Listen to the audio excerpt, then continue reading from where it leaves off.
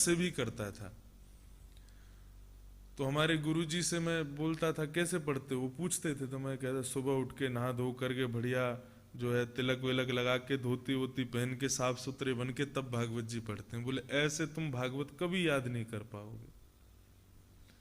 तो हमने कहा कैसे पढ़े? बोले राक्षस बन के पढ़ो, देव बन के मत पढ़ो। स्वाध्याय सदैव, राक्षस जो होते हैं ना, राक्षसों में लगन ज्यादा होती है। बोले नहाओ धो मत, ज्यादा व्यवस्था करने की जरूरत नहीं है। जब तक विद्यार्थी हो तब तक राक्षसत्व ग्रहण करके रहो। बोले बिना नहाए धोए, बिना बस बिस्तर पर बैठ जाओ, कंबल ओढ़ के भागवत जी खोल के पढ़ने लग जाओ। अब तुम नहाओगे धोओगे, व्यवस्था करोगे, टेबल लगाई, लाइट लगाई, लैंप लगाई, बढ़िया क्रीम व्रीम लगा के तब बैठोगे तो फिर पढ़ ही नहीं पाओगे। तो अध्ययन करते समय, स्वाध्याय करते समय ज्यादा व्यवस्था नहीं होनी चाहिए। सहजा भाव में विद्या ज्यादा ग्रहण कर पाते हैं हम। जितने सरल बनकर के पढ़ना शुरू करोगे उतनी जल्दी याद होगा, और जितनी व्यवस्थाएं ग्रहण करके पढ़ना शुरू करोगे व्यवस्था में ही रह जाओगे फिर।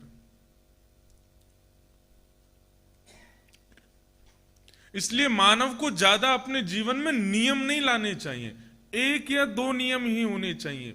बहुत नियम वाले लोग फिर फंसते हैं बाद में, और नियम पूरा नहीं होता है तो फिर स्वयं को ही ग्लानि होती है स्वयं पर कि हमने ये नहीं कर पाए, अभी तक वो नहीं हो पाया। इसलिए मैं ज्यादा नियम नहीं होने चाहिए। नियम 2 हों, लेकिन ऐसे हों कि किसी भी परिस्थिति में पहुंच जाए वो नियम पूरा होगा। एक कुम्हार था, मटका बनाने वाला। उसके घर के सामने एक व्यक्ति रहता था। तो वो व्यक्ति कथा में गया, तो कथा में उसने सुना कि अपने जीवन का कोई एक नियम बना लो। तो अब वो सोचने लगा क्या नियम बनाऊं। उसने नियम बनाया, वो रोज सुबह उठ करके और अपनी खिड़की से मटका बनाने वाले कुम्हार को देखता था। ये उसका नियम था। रोज सुबह उठ करके खिड़की खोल करके कुम्हार को देख लेता, बस उसका फिर वही नियम था, उसी से दिन शुरू होता था। वो बोला ये सहज है, इसमें ज्यादा कुछ करना नहीं है, रोज इसको देख लूंगा। बस व्यास जी ने कहा था कोई नियम बनाओ, ये नियम बढ़िया है, इसको देखूंगा। वर्षों हो गए उसका ये नियम चलता ही रहा। रोज सुबह उठ के कुम्हार को देखता था।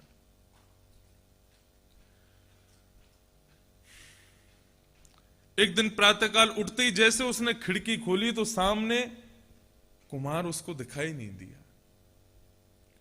कुम्हार नहीं दिखाई दिया तो उसने आंख बंद कर ली। बोले जब तक कुम्हार दिखेगा नहीं मैं नियम अपना आगे कैसे चलाऊं। तो आंख बंद करके बाहर गया, कुम्हार के घर में गया। उसकी पत्नी से बोला तुम्हारे पति कहाँ हैं? बोले आज मेरे पति मिट्टी लेने गए हैं वहां बगीचे में, वो उस मैदान में। कहाँ है मैदान? बोले यहां से सीधे जाओगे, आगे से राइट टर्न लोगे, वहीं वहीं खड़े होंगे वो। तो ऐसी आंख पर हाथ रख करके थोड़ा थोड़ा जमीन देखता और चलता चलता बोले कुम्हार को ही देखूंगा सबसे पहले।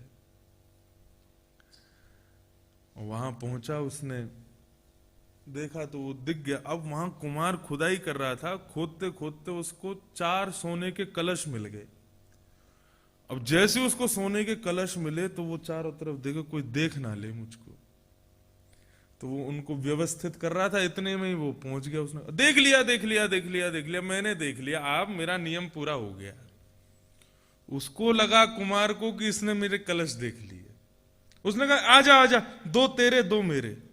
बोले क्या? बोले इधर आजा, देख लिया ना तूने, 2 ले जा तू। बोले क्या दे रहे हो? बोले इधर आओ। उसने उठा के 2 कलश दे दिए। बोले अब तुमने देख लिया था इसलिए मैंने 2 तुमको दे दिए, 2 मेरे पास है, अब किसी को बोलना नहीं। उसने सोने के कलश हाथ में लिए और मन में विचार करने लगा।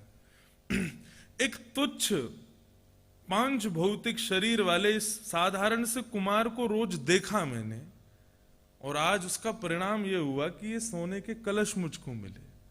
यदि मैंने कोई एक अच्छा एक नियम अपने जीवन में बनाया होता, या रोज प्रातःकाल उठते ही श्री राधा रमन लाल का दर्शन, प्रातःकाल उठते ही माता पिता का दर्शन, गौ माता का दर्शन, या कोई भी एक श्रेष्ठ नियम बनाया होता, तो आज मेरे साथ क्या होता, आज मेरी स्थिति क्या होती। एक साधारण से नियम का फल यह है, तो एक उच्च नियम का फल क्या होता। तो मेरा कहना मानिए, नियम ज्यादा नहीं होनी चाहिए, क्वांटिटी ज्यादा मत रखो, क्वालिटी रखो। एक हो लेकिन क्वालिटी अच्छी हो उसकी। बिना नियम के कोई नहीं होना चाहिए। सुबह उठ करके चाय पीना, सुबह उठ करके ये करना, वो ये सारे नियम श्रेष्ठ नहीं माने जाते। सुबह उठ करके प्रभाते कर दर्शनम, सुबह उठते ही कर दर्शन। अब लोग सोचते हैं कर दर्शन का तात्पर्य क्या है, उसके पीछे रीजन क्या है, क्यों देखते हैं हम लोग हाथ। सुनो, प्रभाते कर दर्शनम, कर आग्रे वस्ते लक्ष्मी। कर के जो ये अग्र भाग हैं, इनमें लक्ष्मी का निवास होता है। आप किसी को भी धन देते हो तो उंगलियों से ही लक्ष्मी को गिना जाता है। आजकल सब कुछ ऑनलाइन हो गया है, तो उसमें भी पिन कोड भी तो उंगली से ही जाएगा, तो लक्ष्मी निकलेगी उंगली से ही। चाहे आप नेट बैंकिंग भी करो तो भी उंगली का ही प्रयोग होगा, ये आगे वाली उंगली ही चलेगी। इसका मतलब क्या है कि लक्ष्मी का निवास करके अग्र भाग में होता है। तो सुबह उठते ही सबसे पहले अग्र भाग को देखो, कराग्रे वस्ते लक्ष्मी, और लक्ष्मी को देख के क्या कहो, हे लक्ष्मी आप हमारी मां हो। आज पूरे दिन में ना जाने मैं कितना खर्च आपको करूंगा, लेकिन किसी असद व्यक्ति को ना करूं। आप किसी सद व्यक्ति के पास ही जाना, ये आसन है लक्ष्मी का, तो इस आसन पर लक्ष्मी का आह्वान करके उनको प्रणाम करो। तो कराग्रे वस्ते लक्ष्मी, कर मध्य सरस्वती। कर के मध्य में सरस्वती का वास होता है। तो कर के मध्य में सरस्वती को देखो। सरस्वती किसकी देवी हैं? वाणी की देवी हैं। हे देवी, आप मेरी वाणी पर विराजमान हो जाइए। मैं आपसे प्रार्थना करता हूं कि आज आपके आसन को मैं दूषित ना करूं किसी से गलत बोल करके। सरस्वती का आसन होता है, और शास्त्र में तो मैंने नहीं पढ़ा, शास्त्र में इतना जरूर लिखा है कि मानव की जिह्वा सरस्वती का आसन है, लेकिन लोग कहते हैं कि दिन में एक बार सरस्वती जीभ पर बैठती है। कहते हैं ना लोग, कोई कहता है मैं कहीं, मेरा कहीं एक्सीडेंट ना हो जाए, बोले ऐसा मत बोलो, जीभ पर लक्ष्मी बैठी होती है, सच ना हो जाए। तो जिह्वा की देवी हैं सरस्वती। तो कर के मध्य भाग में सरस्वती का दर्शन करो। हमारा भाग्य पूरा हाथों में लिखा होता है। ज्योतिषाचार्य हाथ देख करके बता देते हैं कब ब्याह होगा, कितने बच्चे होंगे, किससे ब्याह होगा, कैसे रहोगे, क्या रहोगे। और आजकल तो धोती वाले पंडित जी देखे नहीं कि सबको लगता है कि ये ज्योतिष जरूर जानते होंगे। मोस्टली हम लोग भी जब जाते हैं तो फ्लाइट्स में या ट्रेन में कहीं भी जाते होंगे तो लोग जरूर पूछते हैं। अगल बगल वाले बैठे हुए लोग देखेंगे पहले तो थोड़ी देर तक, उसके बाद देखेंगे बोले कि इनको ज्योतिष आती है कि नहीं। फिर बोलेंगे आप पंडित जी हैं? हम कहेंगे हाँ पंडित जी हैं। हाथ देखना तो आता होगा आपको। हमारे साथ एक पंडित जी रहते हैं, वो बड़ा बढ़िया हाथ देखते हैं। यहां पर भी आए हैं, मैं उंगली करके नहीं बताऊंगा कौन से हैं, नहीं तो सब उन्हीं के पास जाओगे फिर। तो वो एक बार मेरे साथ कहीं रायपुर से या कहीं से मैं आ रहा था, तो ये बैठे थे साथ में, तो इनके बगल में सीट पे जो पैसेंजर था उससे इनकी बातचीत शुरू हुई, और मैं अपना कुछ लगा था या सो गया था, पता नहीं, मुझे याद नहीं। थोड़ी देर में मैं आंख खोल के देखता हूं तो ये उसका हाथ देख रहे थे। हाँ, और लाइट वाइट जला के बिल्कुल बढ़िया ऐसे करके, और थोड़ी देर में देखा उसने पॉकेट से 500 रुपए निकाल के इनको दी थी। मैंने बात, तुम्हारी तो कमाई यहाँ पे भी हो गई, आकाश में भी तुम्हारी कमाई हो रही है। तब उन्होंने मुझे 2-3 ट्रिक्स बताए। बोले महाराज 2-3 चीज हैं, वो तो याद ही कर लो, वो सबके साथ होती है, हाथ देख के वो तो बता ही देनी चाहिए। क्या? सबसे बड़ी बात है परफेक्शन। हाथ देखो तो बिल्कुल ऐसे टाइट करके, बिल्कुल साफ साफ करके देखो, हाँ भाई लगना चाहिए कि इसको आता है। तुम्हारा पेट सही नहीं रहता ना, वो कहेगा हाँ बिल्कुल सही नहीं रहता। किसका सही रहता है? अमूमन साल में 2-3 महीना सबका ही खराब रहता है। बचपन में बहुत जोर से गिरे थे तुम, कौन नहीं गिरा? हाँ गिरा था, मेरे सिर में लगी है। और अंतिम ब्रह्मास्त्र, तुम सबके साथ अच्छा करते हो लेकिन सब तुम्हारे साथ बुरा करते हैं, बस वो तो फिर पैर ही पकड़ लेगा। जय हो महाराज, आपने क्या बताया, अद्भुत। तो देखिए, एक मेरी बात सुनिएगा, ज्योतिष भगवान के नेत्र हैं। ज्योतिष का प्रयोग खाली पीली बैठे कुछ नहीं अपना भविष्य जानने के लिए नहीं करना चाहिए। मूवी देखते हैं आप लोग? देखते हैं? कोई नई मूवी आती है तो किसी ने देख ली हो और वो आके बता दे कि मैंने वो पिक्चर देख ली, तो हम क्या कहते हैं? बताना नहीं क्या था पिक्चर में, हम खुद देखेंगे। होता है ना। और विशेष रूप से ये कहते हैं कि लास्ट तो, एंड तो उसका बिल्कुल नहीं बताना क्या हुआ। बाहुबली ने कटप्पा को क्यों मारा? नहीं, कटप्पा ने बाहुबली को क्यों मारा? तो एक सस्पेंस बना रहता है कि क्या होगा पिक्चर में। हम उसी एक क्या बोलेंगे, एक्साइटमेंट में मूवी को 3 घंटा देखते हैं। कई बार कथाओं में भी वो एक्साइटमेंट रहता है कि अब क्या होगा, अब क्या होगा, अब क्या होगा।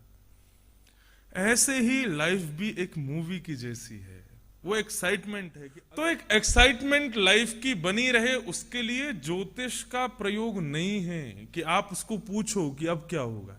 ज्योतिष का प्रयोग किसके लिए?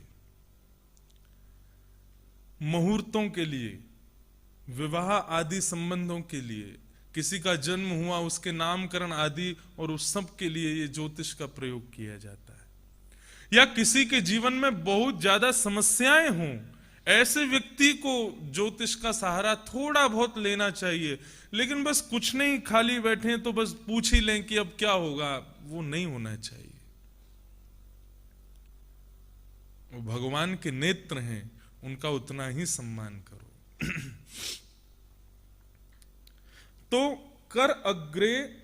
कराग्रे वस्ते लक्ष्मी, कर मध्य सरस्वती, और करमूले तु गोविंद, यहां पर भगवान का निवास होता है। इसीलिए मूल में ही ये धागा बांधा जाता है। करमूले तु गोविंद, यहां पर भगवान का दर्शन करो। हमारे कलावा क्यों बांधा जाता है? क्योंकि मूल में ठाकुर जी का निवास है, मूल में कृष्ण का निवास है। इसलिए यहां पर अब कोई बीमार है, कैसे पता लगेगा? उसके मूल को स्पर्श करके पता कर लेते हैं, अच्छा ये बीमार है। कई लोग तो नाड़ी देख के ये तक बता देते हैं कि तुम्हारे ये बीमारी है, तुमको ये दर्द है, तुमको यहां ऐसा सब बता देते हैं। क्यों? मूल से ही पता चल जाता है कि मानव का भोजन शुद्ध है कि नहीं, मानव का स्वास्थ्य ठीक है कि नहीं। क्यों? क्योंकि मूल में कृष्ण का निवास। अब देखो, इसका एक लॉजिकल अपने आप ही बनता है। मूल में कृष्ण, और कृष्ण गीता में कहते हैं मैं कौन हूं? मैं काल हूं। इसलिए हम घड़ी भी मूल में ही पहनते हैं, काल। अपने आप ही है, ये कोई इसका कोई प्रमाण नहीं है, लेकिन मूल में कृष्ण है इसलिए घड़ी मूल में ही होती है। लेकिन विशेष रूप से प्रमाणवाद पर यदि जामे तो मूल में धागा इसीलिए पहना जाता है। इसको जब बांधते हैं तो पंडित जी श्लोक बोलते हैं कि हे भगवान इसकी रक्षा करना। क्यों? क्योंकि मूल में ठाकुर जी हैं। तो प्रातःकाल उठकर के केवल एक नियम बना लो, कराग्रे वस्ते लक्ष्मी, कर मध्य सरस्वती, कर मूले तु गोविंद, प्रभाते कर दर्शनम। अच्छा, दोनों हाथों को थोड़ी दूरी पर ऐसे देखना चाहिए। कई लोग ऐसे देखते हैं, और आप कोई नमाज थोड़ी पढ़ रहे हैं, वहां ऐसे देखना चाहिए, बिल्कुल स्ट्रेट करके। आगे के भाग को देखो, मध्य को देखो, आगे लक्ष्मी का आह्वान करो, मध्य में सरस्वती का आह्वान करो, मूल में कृष्ण का आह्वान करो। उसके बाद फिर इसको आंखों से लगाओ, वक्षस्थल से लगाओ, शीश से लगाओ, और फिर समुद्र वसने देवी पर्वत स्तन मंडले विष्णु पत्नी नमस्तुभ्यम पादस्पर्श।